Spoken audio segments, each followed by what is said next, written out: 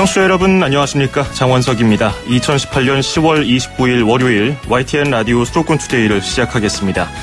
ESF과 인터넷으로 국내외 곳곳에서 듣고 계신 여러분도 반갑습니다. 경찰이 음주운전 단속 기준을 강화했습니다. 소주 한 잔은 괜찮을까요? 당연히 괜찮지 않습니다. 술자리가 잦은 연말이 찾아옵니다. 음주운전 생각도 말아야겠습니다. 오늘 일부 투데이 포커스에서는 곽대경 동국대 경찰사법대학 교수와 관련 이야기를 나눠보겠습니다. 2부에서는 수도권 행정탐방 경기도 소식, 수도권 부동산 소식을 차례로 전해드립니다. 오늘은 올가을 들어서 가장 추운 아침이었습니다. 서울은 오늘 아침에 4.5도로 시작을 했습니다. 내륙과 산간 지역은 영하에 가까운 기온으로 떨어지기도 했는데요. 낮에도 찬바람이 불면서 쌀쌀한 날씨는 이어지겠습니다. 체온 유지에 신경 쓰셔야겠습니다. 비도 내립니다. 서울, 경기, 충남은 10에서 40mm, 다른 지역은 5에서 30mm가 예상됩니다. 서울 현재 기온 7.5도, 습도는 53%, 오늘 낮 최고 기온은 서울 12도, 대전 15도, 광주 17도, 대구 16도, 부산은 19도를 기록하겠습니다. YTN 라디오 수도권 투데이 1부 잠시 뒤에 출발합니다.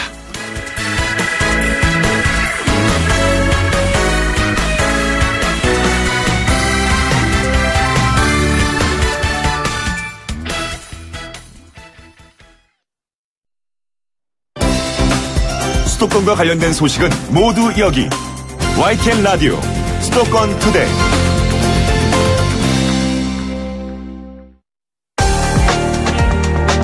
투데이 포커스.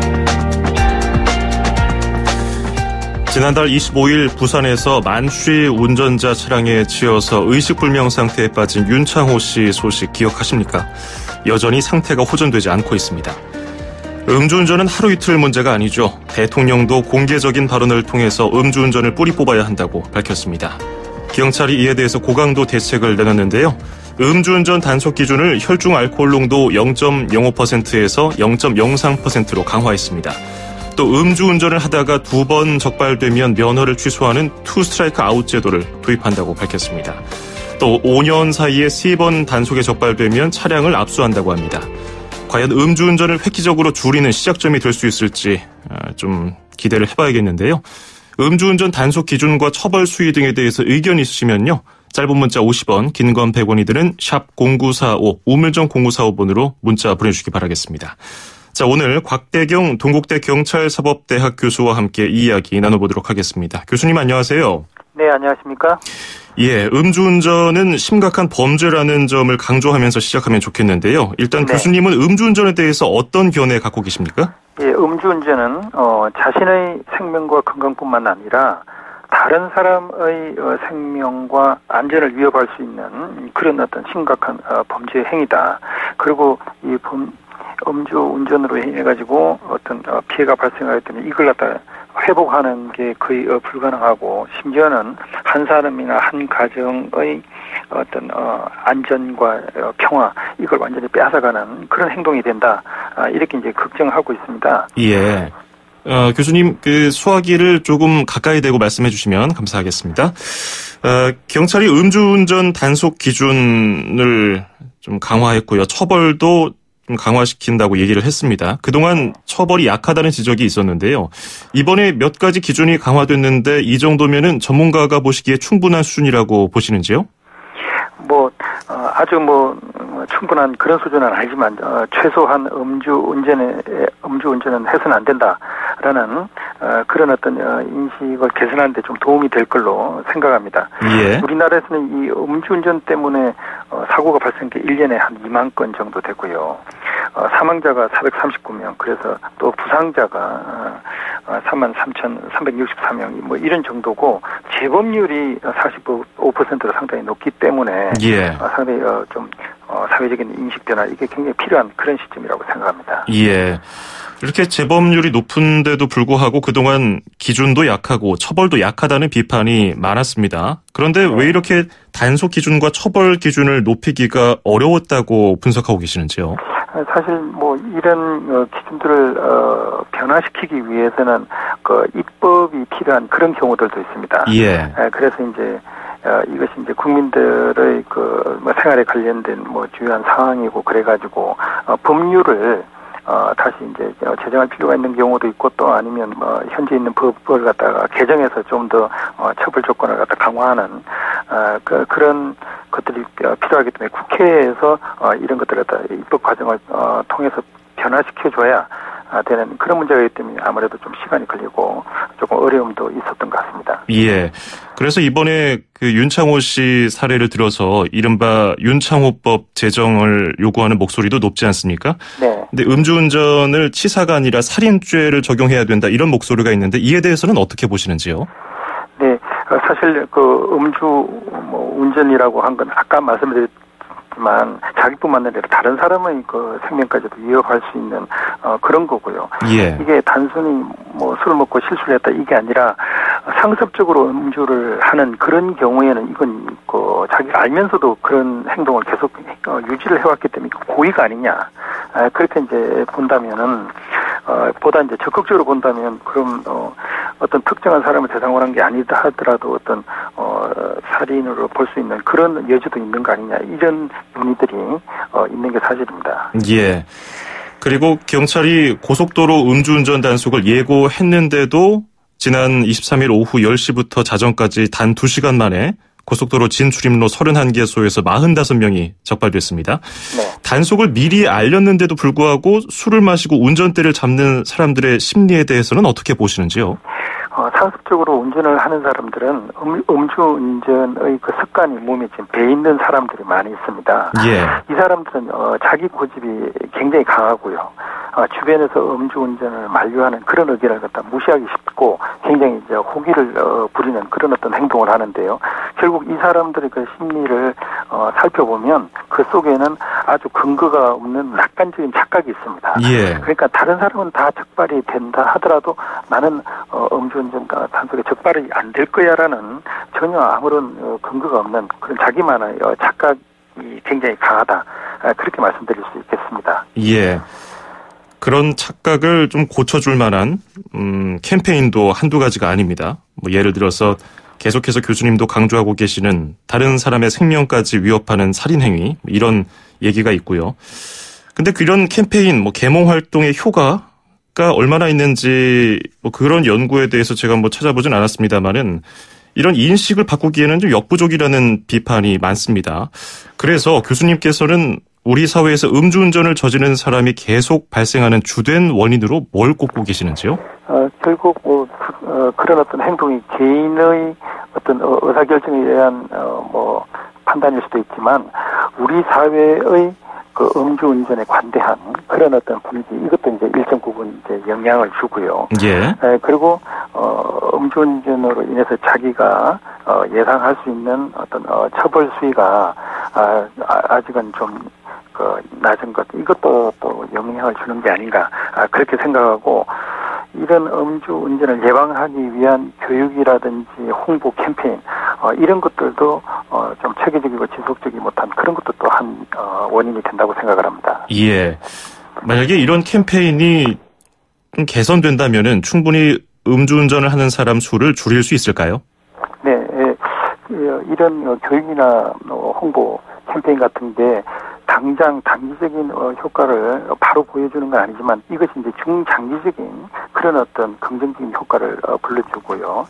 이런 것들을 이미 성인이 된 이후에 하는 것보다는 이제 어린 그 학생들에게 학교에서의 정규 교육 과정을 통해 가지고 지속적으로 책교육으로 하면 이런 생각들을 상당히 습관하는 데 도움이 될 걸로 생각하고 어른이 돼서 절대 음주운전을 하지 않아야겠다.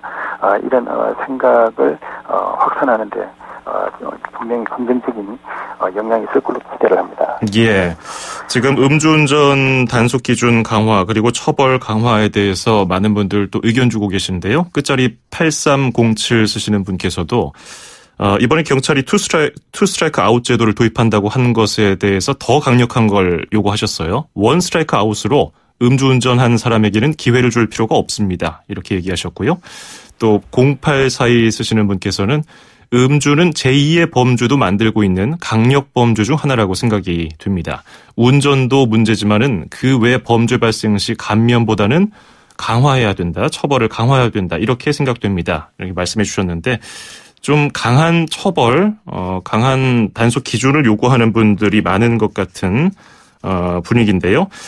이런 캠페인하고 처벌하고 경중을 둔다면은 어느 쪽에 좀 우위를 둬야 음주운전이 예방될 거라고 보세요? 이제 둘 다 이제 필요하다고 보는데요. 예.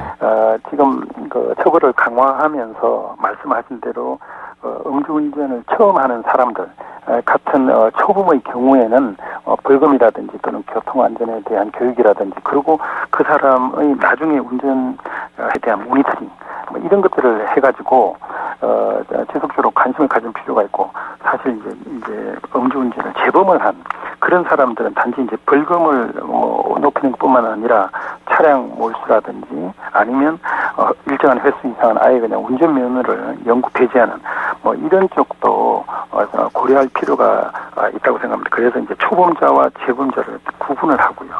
그리고 지금 또 경찰에서는 아까 이제 원 스트라이크도 필요하다 이야기하셨는데 특히 이제 고속도로 같은 경우 예. 이런 경우에는 만약에 음주운전을 하고 운전을 할 경우에는 굉장히 큰 대형 사고가 발생할 가능성이 높기 때문에 고속도로에서 음주운전을 한 경우는 첫 번째에 걸렸다 하더라도 그 사람 같은 경우는 아예 그냥 면허를 갖다가 이제 정지를 한다든지 아니면 차량을 압수를 한다든지 하는 뭐 이런 것들을 지금 준비를 하고 있습니다. 예, 우리나라의 경우는 이렇다고 설명을 해주셨는데요. 그러면 해외와 비교했을 때는 어느 정도 수준입니까?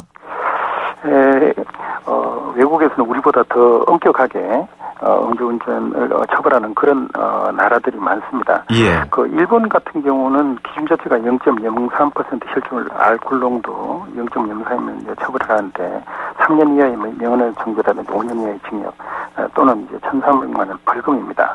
그리고 운전을 한 사람뿐만 아니라 동승자라든지 아니면 술을 제공한 사람, 차량을 제공한 사람 이런 사람들까지 이제 징역형에 처할 수 있는 그런 제도가 있고요. 예. 그리고 영국 같은 경우는 아예 벌금에 대한 그 상한선이 없습니다.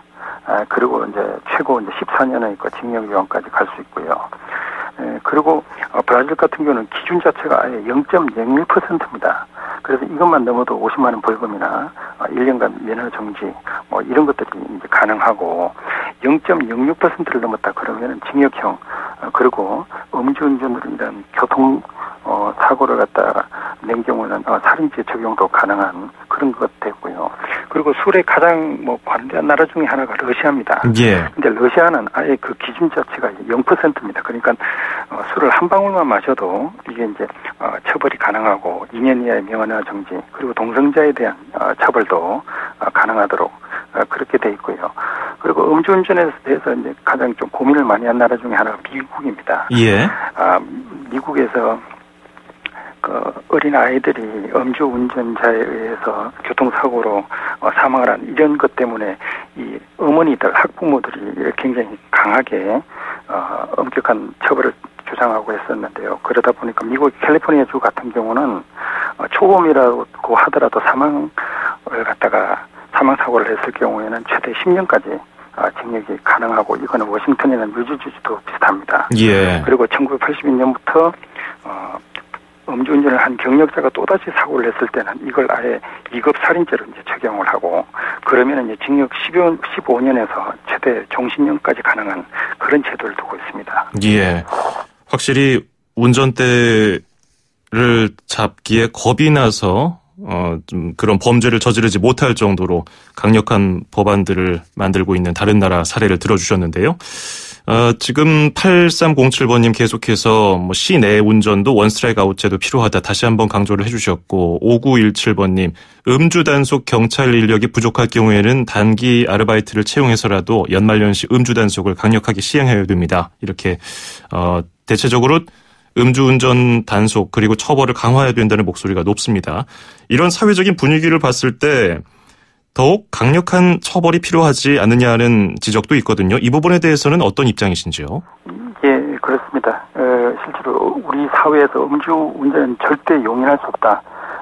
이런 어떤 공감대가 형성되고 거기에 따라서 처벌 수준도 좀 높아지는 게 필요합니다. 예. 그런데 이제 한 가지 말씀드릴 거는 사실 우리나라는 음주 운전을 해서 사망이라든지 중상 사고를 했을 때 집행유예율이 너무 높습니다. 예. 그래서 2013년 같은 경우는 집행유예를 받은 비율이 57%고 작년 같은 경우 2017년 같은 경우는 72% 집행유예로 나오고 있습니다. 그래서 이런 것들이 좀 낮아지고 경각심을 좀 주기 위해서는 아무래도 법 쪽에서도 이 음주운전 이것은 도저히 우리 사회에서 더 이상 용납할 수 없다는 그런 어떤 사회 분위기에 따른 적절한 형량을 갖다 상향하는 게 필요하다고 생각합니다. 예. 자, 지금 문자로도 느껴지고 있는 사회 여론, 그리고 지금 많은 전문가들도 공감하고 있는 부분이 이런 음주운전 단속 기준 그리고 처벌 강화에 대한 문제인데요. 또 사회의 본보기가 돼야 할 연예인이라든지 공인들, 스포츠 스타의 음주운전에 대한 비판도 그래서 높은 게 아닌가 또 생각이 듭니다. 오늘 말씀 여기까지 듣도록 하겠습니다. 고맙습니다. 네, 수고하세요. 네, 지금까지 곽대경 동국대 경찰사법대학 교수였습니다.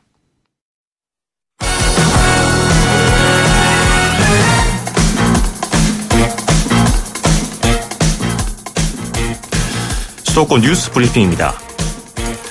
서울시가 내년부터 어린이집 전면 무상 보육을 시행합니다. 박원순 서울시장은 서울 미래복지 마스터 플랜을 발표하면서 돌봄의 책임을 시민들에게 전가하지 않겠다면서 먼저 우리 동네 열린 육아방을 확대해서 초보 부모의 육아 부담을 덜어주겠다고 밝혔습니다. 우리 동네 열린 육아방은 어린이집을 이용하지 않는 0세에서 5세를 위한 공동 육아 품앗이 공간으로 서울 전역에 2022년까지 450곳을 설치합니다. 박 시장은 또 내년부터 국공립 어린이집과 민간 어린이집 보육료 차액을 전액 지원해서 실질적 무상 보육을 실현하겠다고 말했습니다. 국공립 어린이집에 다니든 민간 어린이집에 다니든 관계없이 부모들이 동등한 비용을 부담하게 해서 완전 무상 보육을 하겠다는 것입니다. 인천광역시 내년 예산이 처음으로 10조 원을 돌파합니다. 인천시는 내년 예산을 올해 본 예산보다 13.15% 증가한 10조 1,086억 원으로 편성했습니다. 인천시는 주민 참여 예산을 14억 원에서 199억 원으로 대폭 늘리고 새로 출범하는 인천공론화위원회 예산으로 2억 원을 배정하는 등 시민 참여 행정 25개 사업에 251억 원을 편성했습니다. 원도심 활성화를 위한 균형발전 사업에는 2,994억 원의 예산이 배정됐고 평화번영 사업에는 남북교류협력기금 20억 원, 강화 개성 학생 교차 수학여행 2억 원 등 46억 원이 예산으로 잡혔습니다. 내년도 예산안은 시의회 심의 의결 과정을 거쳐서 연말에 확정됩니다.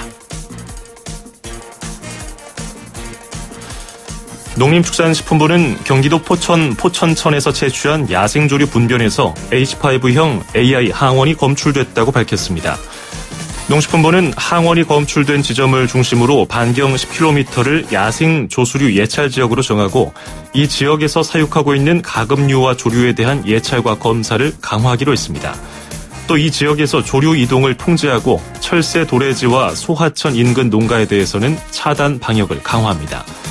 해당 지자체에는 방역 차량을 총동원해서 매일 소독을 하게 하는 등 방역에 나섭니다. 지난 26일에는 서울 성동구 중랑천에서 채취된 야생조류 분변에서 H5형 조류 인플루엔자 AI 항원이 검출돼서 올겨울 AI 방역에 비상이 걸렸습니다.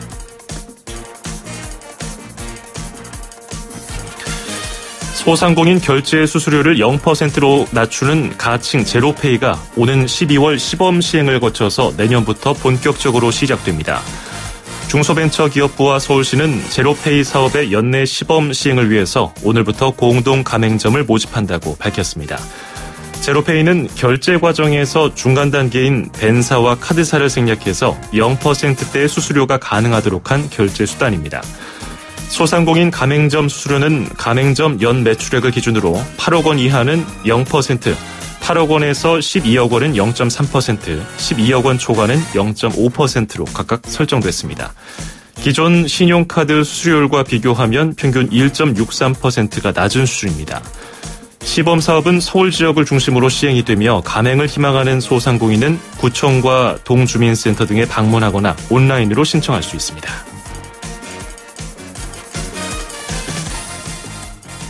인천시는 구 시가지 마을 단위로 태양광 발전 등 신재생 에너지 설비를 구축해서 주민의 에너지 비용을 절감해주기로 했습니다. 이를 위해서 올해와 내년에 모두 132억 원의 사업비를 확보해서 807곳의 민간주택에 태양광과 지열, 연료전지 시설을 구축하는 사업을 추진하기로 했습니다. 인천시는 이러한 원도심의 에너지 자립마을 조성 사업을 통해서 연간 전력 시간당 5,097메가와트를 절감해서 환경오염을 줄이고 남는 전기를 한전에 되돌려 전기요금을 크게 절약할 수 있을 것으로 기대하고 있습니다. 화물차와 버스, 택시 등 운송업계의 연료비 부담 완화를 위해서 2001년부터 지급하는 유가 보조금이 곳곳에서 줄줄 새고 있는 것으로 나타났습니다. 경기도가 최근 수원시 등 12개 시를 대상으로 2015년부터 2017년 사이 화물차 유가보조금 집행 실태를 점검한 결과 책임보험을 제때 가입하지 않은 189명의 운전자에게 3,900만 원의 유가보조금을 잘못 지급한 것으로 나타났습니다. 또 2개 지자체에서는 운행정지 등 행정처분 기간 중인 3명에게 11차례에 걸쳐서 50여만 원의 유가보조금을 지급했고 차고지 임차 기간이 만료된 화물차 소유자 474명에게 등록 취소 등 행정처분을 하지 않아서 유가보조금이 지급되기도 했습니다. 올겨울 중국발 미세먼지가 극심할 것으로 예상되는 가운데 인천의 수도권 제2메리츠에 미세먼지 농도를 낮춰줄 이른바 태양의 숲이 들어섭니다. 한화그룹은 인천 서구의 수도권 제2메리츠에서 임직원과 일반 시민 등 100여 명이 참석한 가운데 미세먼지 방지 숲 조성을 위한 식수 행사를 열었습니다. 미세먼지 방지를 위한 태양의 숲에는 앞으로 한 달 동안 약 2만 제곱미터, 축구장 3개 크기의 부지에 미세먼지 저감 효과가 높은 느티나무와 소나무 등 나무 6,000그루를 심을 계획입니다. 한화그룹은 이 숲에 태양광 발전 설비를 통해서 생산한 전기로 키운 묘목들을 심고 묘목 재배에 필요한 전기를 생산하는 과정에서 화석 연료가 아닌 태양광 발전을 이용해서 완전한 친환경 숲을 만들 계획이라고 밝혔습니다. 지금까지 수도권 뉴스 브리핑이었습니다.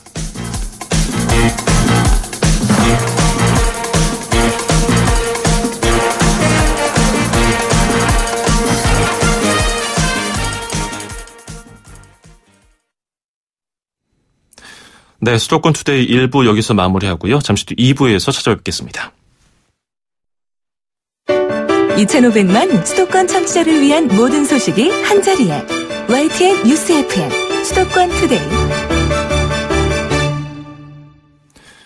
FM 94.5MHz YTN 라디오 수도권 투데이 2부 시작했습니다. 저는 아나운서 장원석입니다. 2부에서는 수도권 행정탐방 코너에서 경기도 소식, 고액 체납자 문제 해결을 위한 방안, 그에 대한 이야기를 해보고요. 또 수도권 부동산 소식 코너에서는 보금자리론 얘기를 해볼 텐데요. 이와 관련해서 궁금한 점이라든지 의견 있으시면은 짧은 문자 50원, 긴 건 100원이 드는 샵 0945, 우물정 0945번으로 문자 부담 없이 보내주시기 바라겠습니다. 2분 20초 뒤에 이어가겠습니다. 음악과 수도권 뉴스가 한방에 수도권 전문 방송 수도권 투데이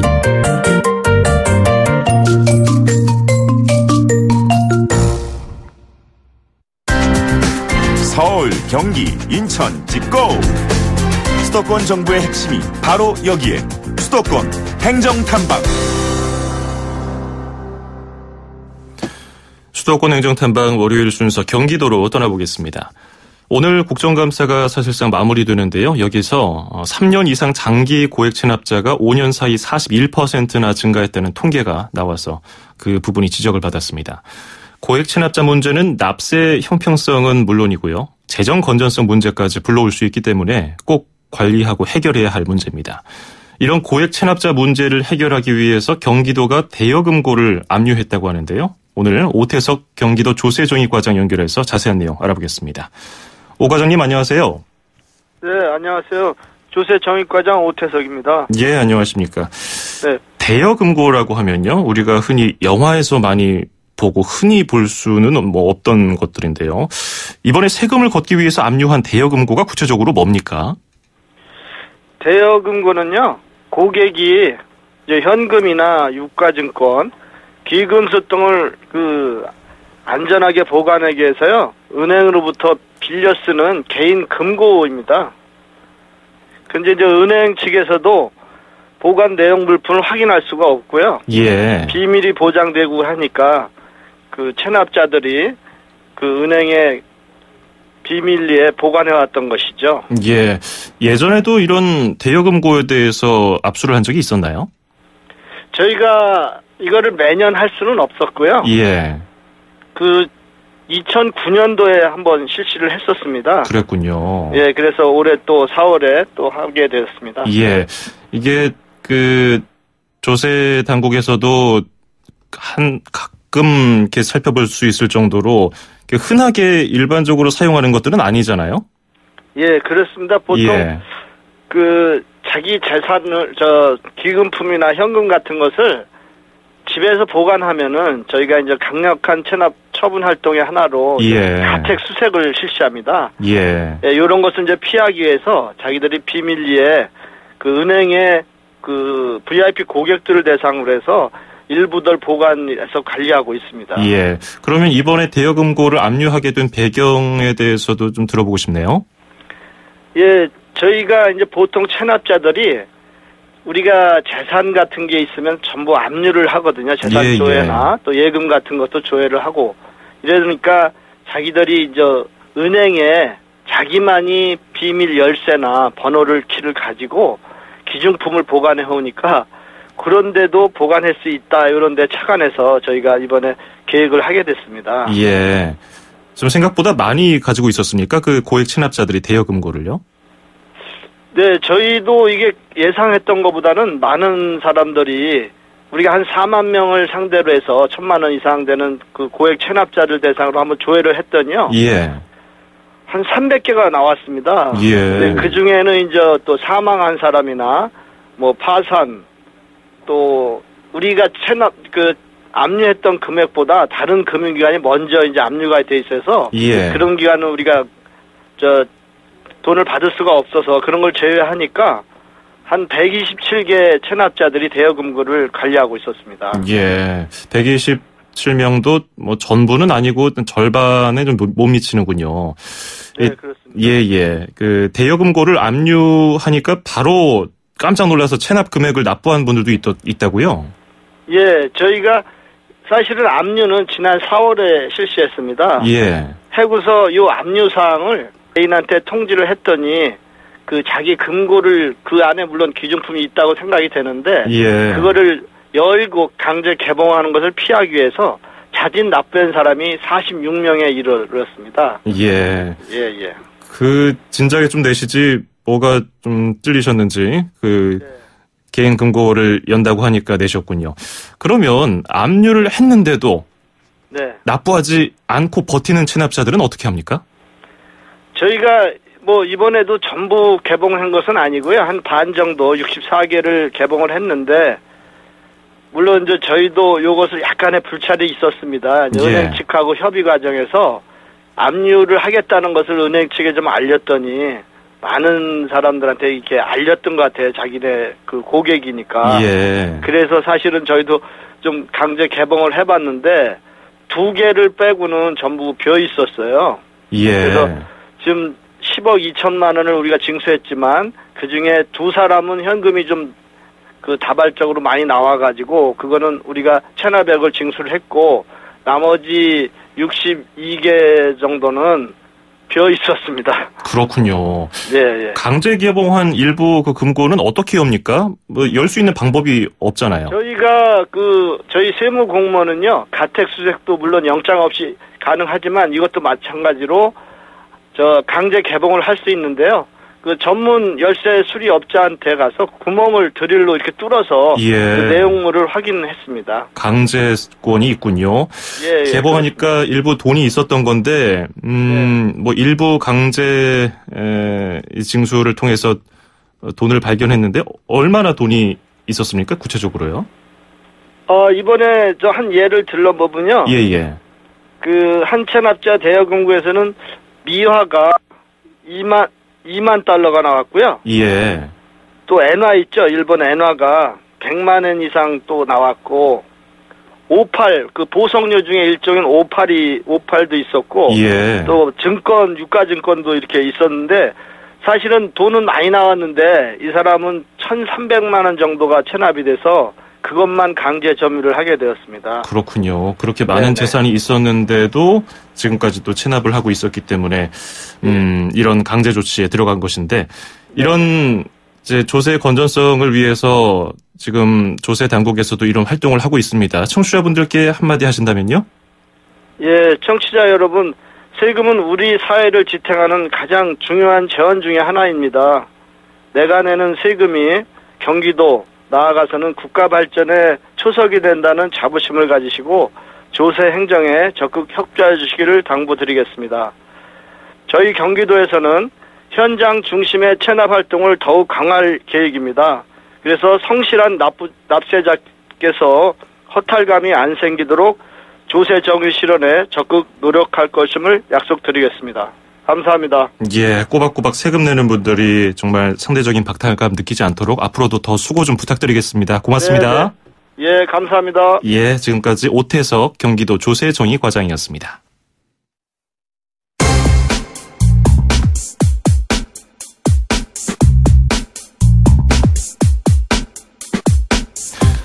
네, 계속해서 수도권 부동산 소식 들어보겠습니다. 앞으로 분양권이나 조합원 입주권을 갖고 있는 사람은 주택금융공사의 보금자리론을 받을 수 없게 됩니다. 자세한 내용 함영진 직방 빅데이터 랩장에게 들어보겠습니다. 랩장님 안녕하세요. 네, 안녕하세요. 예, 오는 31일부터 내일 모레부터네요. 분양권 입주권 보유자는 주택담보대출 가운데 보금자리론을 못 받게 되죠? 예, 맞습니다. 지난달 발표한 9.13 부동산 대책의 후속 조치로 주택금융공사가 보금자리론 업무 처리 기준 개정안을 발표했는데요. 예.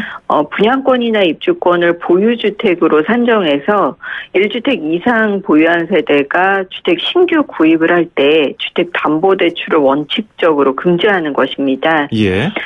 현재 주택금융공사는 무주택자에 한해서 장기 고정금리 분할상환 주택담보대출인 보금자리론 대출을 내주고 있었는데요. 말씀하신 대로 31일부터 분양권이나 조합원 입주권 보유자에게 보금자리론을 내주지 않게 됐습니다.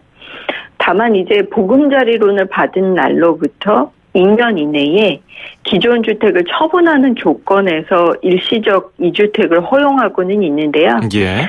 이 조건을 지키지 못할 경우는 대출을 회수한다는 방침입니다. 예. 사실 아파트 분양권이라든지 입주권은 등기가 안 돼 있어서 그 보유 여부 파악하기가 쉽지 않은 것으로 알려져 있지 않습니까? 그런데 네. 차주별 여신 관리가 가능할까요? 일단 주택금융공사는 이제 보금자리론 대출을 신청한 차주와 세대 분리된 배우자를 포함한 그 배우자의 주택 보유 현황을 대출 신청일 기준으로 국토교통부의 무주택 검증 프로그램을 이용하고요. 예. 또 주택담보대출 이용 현황 등을 통해서 검증한다는 계획이라고 합니다. 다만 이제 주택금융공사에서 저리에 전세자금 대출도 해주고 있는데요. 다행히 전세자금 대출 보증 때는 이제 분양권이나 조합원 입주권을 차주의 보유 주택수에 포함하지를 않기로 했기 때문에 예. 주택담보대출과 달리 전세자금 대출은 주택금융공사의 대출을 종전처럼 신청하실 수 있다고 하니까요. 요 혼선 빚지 않으시도록 조심하실 필요는 있겠습니다. 그렇군요. 이 부분 정확하게 파악하고 가셔야겠습니다. 집값 얘기도 해보죠. 집값이 떨어지고 있는 시기인데도 다른 곳보다 여전히 가장 늦게 값이 내려간다는 강남 아파트값. 그런데 부동산 대책 이후에 9.13 부동산 대책 이후에 처음으로 하락 전환했네요. 예, 맞습니다. 서울 아파트 값은 이제 9.13 대책이 나온 이후 5주 연속 가격 상승폭이 이제 줄어들었는데요. 한국감정원 조사에 따르면 지난주 강남 3구 아파트 값이 4달여 만에 하락세로 돌아섰습니다. 9.13 대책과 또 9.1 대책 영향 때문에 호가 하락세가 확산되고 또 매물이 소폭 누적되면서 나타난 현상인데요. 예. 실제 지난주 서초구와 강남구는 각각 0.02%씩 그리고 송파구는 0.04%씩 아파트 매매 가격이 하락했습니다. 일시적인 거래 관망세 아니면 이제 거래 실종에서 비롯된 현상이라는 시각도 있기 때문에 이런 추세가 계속될지에 대해서는 전망에 대한 목소리가 엇갈리고 있는데요. 좀 더 지켜보실 필요는 있는 것 같습니다. 예. 아무래도 9.13 대책 이후에 금융규제가 강화됐기 때문에 집값 진정 효과가 나타나고 있다. 이런 전문가들 분석도 있거든요. 이 부분에 대해서는 어떻게 보시나요? 예, 그렇습니다. 이제 지난해 8.2 대책보다는 이제 올해 9.13 대책의 주택담보대출 여신 규제 효과가 즉각적이었다고 판단이 됩니다. 예. 특히 이제 9월 14일부터 바로 이제 2주택 이상 세대의 규제 지역 내 주택담보대출을 통한 주택 구입을 막았고요. 또 규제 지역 내에서 비거주 목적의 공시가격 9억 원 이상 고가주택 관련해서는 실거주가 아니라면 이제 주담대를 아예 금지했습니다. 예. 이 밖에도 주택임대 사업자가 투기과열지구나 투기지역 같은 규제 지역에서 사업자 대출을 받을 때 담보인정 비율인 LTV를 중전에는 이제 80%까지 받을 수 있었는데 그걸 40%로 축소했고요. 또 11월부터는 이제 금융권이 고 DSR 규제라든지 RTI 규제를 통해서 지금보다 대출을 더 강화할 예정이기 때문에 이런 것들이 이제 집값 진정 효과에 도움이 되고 있다고 보고요. 기준금리 인상 속도가 상대적으로 더딘 상황에서 유동성을 제한하는 효과라든지 또는 주택시장에서 재미 본 다주택자들이 주택을 추가 구입하려고 대출을 받아서 시장에 들어오는 것들을 원천 봉쇄하는 효과는 있었다고 보여집니다. 예. 하지만은 강남권 집값은 하락했지만 강북이라든지 경기 이남 일부 지역은 여전히 매매 가격이 오름세를 유지하고 있더라고요. 네, 이제 서울은 상대적으로 저평가된 강북 일부 지역이라든지 개발 호재 지역은 상승폭이 축소되고는 있지만 오름세는 이어지고 있습니다. 특히 이제 종로 중구 같은 곳의 중소형 면적이라든지 또 그간 상승폭이 낮았던 주상복합 위주로 오름세가 이어졌고요. 마포, 은평, 서대문, 도봉, 노원구 같은 경우도 아직은 플러스 변동률을 기록하고 있습니다. 경기 남부권에서는 용인시 수지 그리고 기흥구 쪽에서 그리고 성남 분당이나 성광교 신도시와의 이제 갭매 현상 때문에 이런 지역들이 오르고 있는데요. 예. 신분당선 역세권 주변이라든지 죽전동, 신갈 역세권 이런 쪽에서는 아직 가격 오름세가 나타나고 있다고 볼 수 있겠습니다. 그렇군요. 그렇다 하더라도 정말 오랜만에 나타나는 집값 안정 효과 이번에는 좀 길게 갈 거라고 보시는지요?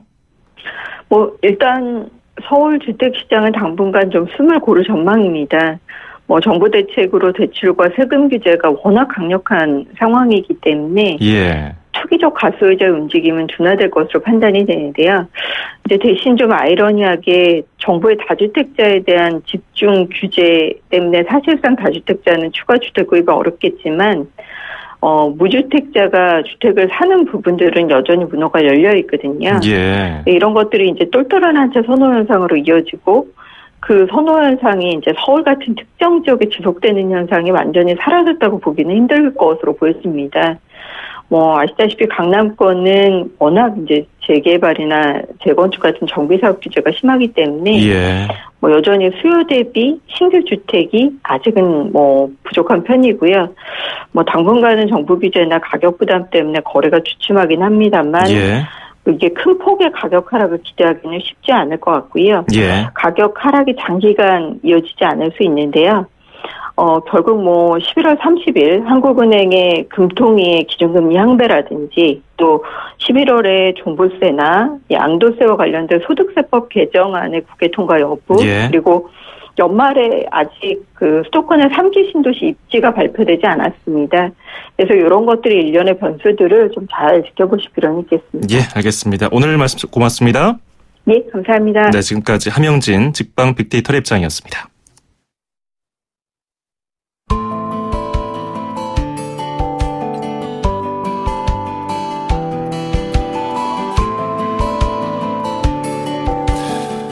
앞서 수도권 행정탐방 오태석 경기도 조세정익과장과의 인터뷰 들으시고서 1700번 끝자리 쓰시는 분이 이런 의견 주셨는데요. 상습 체납도 문제지만은 세금을 함부로 쓰는 것도 세금을 내기 싫게 만듭니다. 맞는 말씀입니다. 이번에 국정감사 등에서 지적된 사항들 이번에 잘 개선이 돼서 다음 국정감사 때는 같은 내용이 또 지적받는 일 없어야겠습니다. 10월 29일 월요일 YTN 라디오 수도권 투데이 마치겠습니다. 끝으로 권진원이 부르는 나의 노래 들으시겠습니다. 즐거운 하루 보내시고요. 저는 내일 아침 9시 10분에 뵙겠습니다. 장원석이었습니다. 고맙습니다.